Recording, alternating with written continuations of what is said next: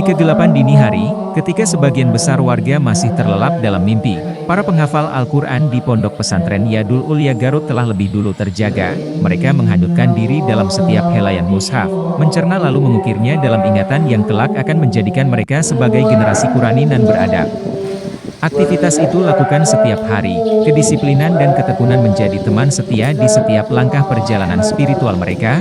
Pesantren Yadul Ulia terletak di Kampung Panawan, Jalan Pembangunan, Kecamatan Tarogong Kidul, Kabupaten Garut, Jawa Barat. Pendiri pesantren Yadul Ulia Muhammad Angga Tirta Widya Prihandani mengatakan, pesantrennya itu merupakan bagian dari Yayasan Tahfidz Garut yang mulai dibangun sejak bulan April 2018 dan memulai kegiatan belajar pada tanggal 1 Januari 2019. Ia menuturkan, para santri yang belajar di pesantrennya merupakan anak yatim duafa, mereka dibiayai oleh para donatur dan sejumlah unit usaha milik pesantren. Para santri berasal dari Kabupaten Garut, Bengkulu, Bandung, Bekasi hingga Jakarta. Ia menyebut program Kutab Yadul Ulia merupakan program pendidikan Islam tingkat dasar. Pendidikan usia Mei 12 tahun TK dan SD, dengan kurikulum mandiri atau kurikulum iman, adab dan Al-Quran. Selain itu, pesantrennya juga menyediakan program dengan jenjang pendidikan setelah kutab yakni Madrasah Yadul Ulia setara dengan MTSMA. Setiap harinya para santri bangun pukul 3 WIB untuk salat tahajud dan murajaah Quran sampai waktu salat subuh. Setelah subuh para santri mengikuti kegiatan kajian hingga pagi. Mereka kemudian menyiapkan kegiatan belajar mulai pukul 8 waktu Indonesia Barat. Angga menuturkan, sejauh ini para santri menghafal Al-Quran menggunakan metode talaki. Metode tersebut dilakukan dengan cara guru membaca ayat kemudian diikuti oleh murid. Selain belajar tentang Al-Quran, para guru di pesantren Yadul Ulia juga dibekali dengan mata pelajaran lain seperti fikih adab dan bahasa Arab.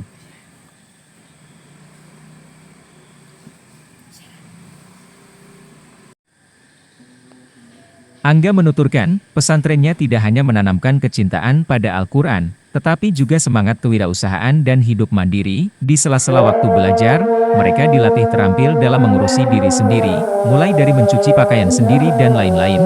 Dalam sisi wirausaha, para santri juga diajarkan berbisnis, seperti mengurus domba, pertanian, hingga peternakan. Hasil dari penjualan telur ayam tersebut nantinya akan masuk ke kas santri yang kelak bisa digunakan untuk berlibur atau kegiatan positif lain. Kegiatan wirausaha itu membuat mereka sibuk di sela-sela jelajah setiap lembaran kitab suci. Mereka adalah bukti hidup bahwa spiritualitas dan kewirausahaan dapat bersatu dalam harmoni, membentuk manusia-manusia unggul yang siap menghadapi tantangan zaman. Saat ini para santri hendak memasuki masa liburan Idul Fitri. Mereka akan kembali ke rumah masing-masing untuk berlibur. Menurut tribunjabar.id, sejumlah santri tengah fokus menyelesaikan targetan hafalan. Santri lain terlihat sedang sibuk membersihkan kawasan pondok. Salah satu pengajar, Renaldiansyah mengatakan, nantinya para santri akan kembali ke pondok pada tanggal 23 April 2024. Ia berharap para santri dapat mengamalkan hasil pendidikannya dengan baik saat berlibur di rumah masing-masing.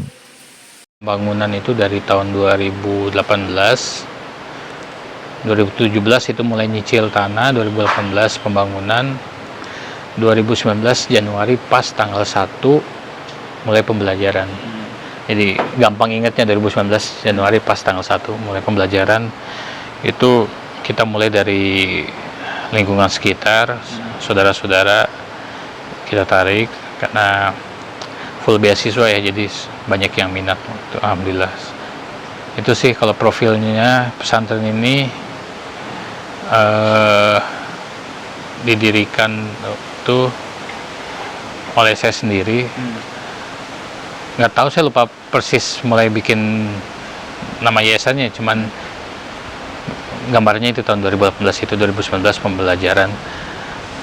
Saya ngajak teman-teman saya di pengusaha, di komunitas TDA Tangan di Atas, waktu itu tuh kita sama-sama bikin pesantren lah. Cita-citanya pengen bikin pesantren gratis. Itu sih nggak. Waktu itu santrinya berapa, Ustaz? Yang pertama tuh sekitar 50-an lah. Nggak ada yang berubah sih dari dulu pertama sampai sekarang. 50 kita nggak bisa terlalu banyak juga karena emang full gratis, jadi harus mikirin budgetingnya juga ya. Jadi mana tuh? ada dari usaha pesantren, ada juga dari donatur. Jadi ya itulah mix aja antara usaha pesantren sama donatur. Santri-santrinya biasanya berasal dari mana kebanyakan? Garut atau luar kota? 75% Garut. Tapi yang luar kota juga ada, yang dari Bengkulu ada, dari Jakarta ada, Bekasi, Bandung gitu. Gitu. Berarti jam-jamnya SMP Ustaz? Kalau yang nginep SMP, tapi kalau yang pulang pergi ada itu SD. SD ada pulang pergi, namanya Kutab, nama programnya. Jadi itu untuk SD, mereka masih pulang pergi. Gitu. Jadi yang kegiatan di pondok ini dari pagi itu, dari dini hari itu apa aja tuh? Sampai tidur lagi santri? Mulai dari jam 3 subuh itu mereka bangun tahajud, habis itu nanti sholat subuh, habis sholat subuh ada halaqah, ada nggak kajian, kalau nggak halaqah kajian, terus istirahat, sarapan pagi, nanti masuk lagi kelas itu sekitar jam 8-an lah, 8-an pagi itu udah belajar lagi sampai jam 11. Jam 11 istirahat, menunggu waktu duhur, terus habis duhur makan siang, istirahat lagi, nanti habis asar mulai lagi belajar. Habis asar belajar lagi, menjelang maghrib istirahat sekitar jam 5-an, nggak sampai jam 5 sih, itu biasanya istirahat untuk nyuci dan sebagainya. Terus habis maghrib mulai lagi belajar, terpotong isya, habis isya belajar lagi sampai jam 9 malam. Jam 9 malam itu udah limit time-nya lah, udah maksimalnya. Jam 10 malam itu udah wajib tidur semua, jadi bagus sih sebelum jam 10 udah tidur gitu. Tapi dikasih toleransi sampai jam 10 untuk persiapan tidur gitu. Metode belajar tahfidz ini sendiri Ustaz seperti apa yang diterapkan kepada santri-santri di sini? Metodenya talaki itu jadi gurunya mencontohkan, muridnya mengulang. Seperti itu, sederhana aja sih. Itu metodenya zaman Nabi dulu, jadi nggak ada yang aneh, nggak ada metode khusus. Tapi sebenarnya juga santri punya metode masing-masing. Biasanya belajar tuh ya, saya cocoknya begini, saya cocoknya gini, jadi nggak ada masalah. Yang penting goalnya aja. Jadi ada target 1 halaman per hari, setoran hafalan. Setoran hafalan 1 halaman per hari. Setoran hafalan per hari. Dari sekian tahun ini Ustaz, paling tinggi nih ada santri yang hafal berapa juz? 20 juz. 20 juz. Kita pernah meluluskan itu sampai 20 juz, jadi sisa 10 juz lagi untuk beres hafalan itu. Jadi biasanya yang datang ke sini tuh datang kosong atau mereka sudah kali sebelumnya? Sebenarnya screening awal untuk masuk sini tuh screening awal duafa dulu. Duafa dulu. Jadi kalau misalnya dia duafa, walaupun dia nggak punya hafalan, kita masih bisa usahakan gitu. Jadi bukan lihat dari kemampuannya. Nah, bonusnya kalau mereka dia punya kemampuan ya itu alhamdulillah kita senang ya. Tapi screening awal itu duafa dulu. Walaupun yatim belum tentu bisa masuk. Kalau dia nggak duafa, misalnya anak presiden baru meninggal presidennya gitu kan, anak yatim juga, tapi karena pasti dia punya warisan itu nggak bisa masuk. Jadi syaratnya duafa, walaupun dia yatim belum tentu bisa masuk. Tapi kalau duafa yatim itu bonus juga buat kita. Banyak juga yang nggak punya hafalan atau bahkan belum bisa lancar baca gitu ya. Itu ada persiapan waktu untuk ngikutin kelas. Itu biasanya 3 bulan di awal itu kayak akselerasi ya, atau jadi penyamaan kemampuan dengan yang lain. Di situ dilatih adab, pengenalan adab untuk selama di pesantren, seperti masa orientasi lah, orientasi selama 3 bulan itu, melancarkan bacaan Quran dan lain-lain lah itu. Jadi kurikulumnya ini gimana Ustaz? Kurikulum mandiri. Kurikulum mandiri. Kebetulan kan pemerintah juga udah mencanangkan kurikulum mandiri, tapi kita dari sejak 2019 itu udah mandiri. Jadi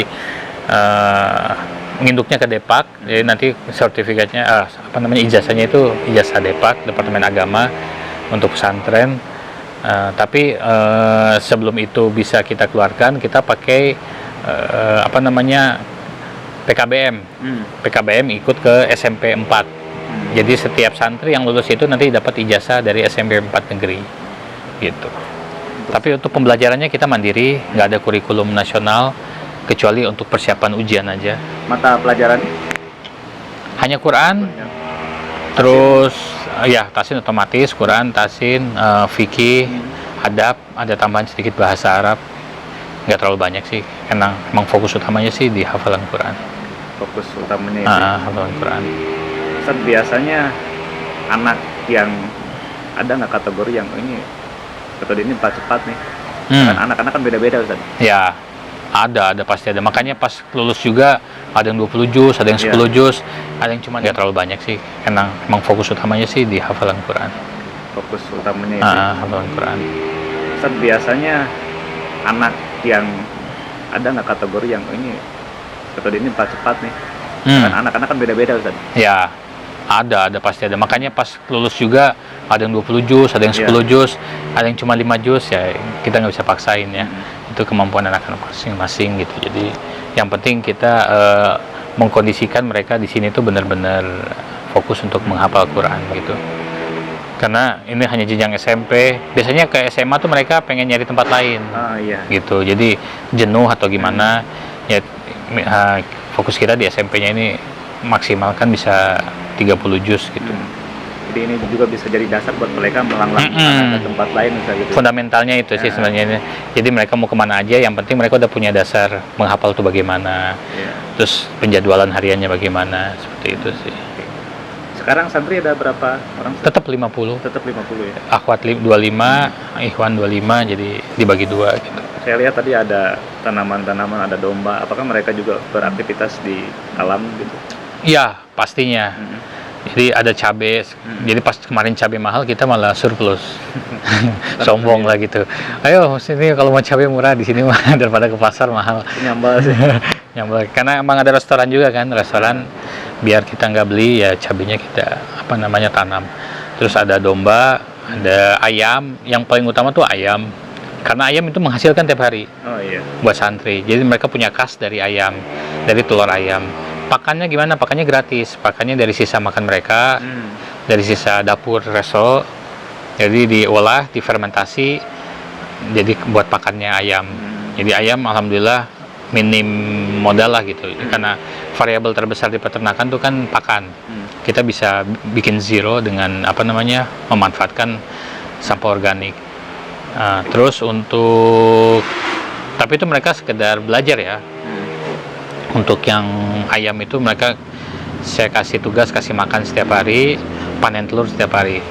Telurnya mereka panen, saya beli.